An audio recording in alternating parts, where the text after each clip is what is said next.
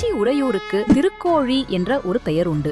ஏன் என்று உங்களுக்கு தெரியுமா? ஒரு முறை உறையூரை ஆண்ட ஆதித்த சோழன் பட்டத்து யானை மீது உலா வந்தபோது இவ்வூரின் பெருமையை அவனுக்கு உணர்த்த இறைவன் எண்ணினார். வில்வமர நிழலில் மேய்ந்து கொண்டிருந்த கோழியை அவர் ஏவினார். அந்த கோழி வேகமாக பறந்து சென்று பட்டத்து யானையுடன் போரிட்டு தன் அலகினாலும் கால்களினாலும் யானையின் கண்களை குத்தி குருடாக்கி புறமுதுகிட்டு ஓடச் செய்தது. இதை எம்பெருமானின் அருள் என்று உணர்ந்த ஆதித்த சோழன் அந்த கோழியின் பெயரால் இவ்வூருக்கு திருக்கோழி என பெயரிட்டார். நாச்சியார் கோவில் என்று அழைத்தால் அது கும்பகோணம் திருநரையூர் நாச்சியார் கோவிலை குறிக்கும். ஆனால் திருச்சிராப்பள்ளியில் நாச்சியார் கோவில் என்றால் அது உறையூர் கமலவல்லி நாச்சியார் கோவிலை குறிக்கும். கமலவல்லி நாச்சியார் அவதரித்த புண்ணிய தலம் என்பதால் இங்கு அவளே பிரதானம். இந்த கோவிலை பற்றிய முழு வீடியோவும் எங்க சேனலில் உள்ளது. ஆன்மீகம் மற்றும் வரலாற்று தகவல்களுக்கு எங்க சேனலை சப்ஸ்கிரைப் பண்ணுங்க.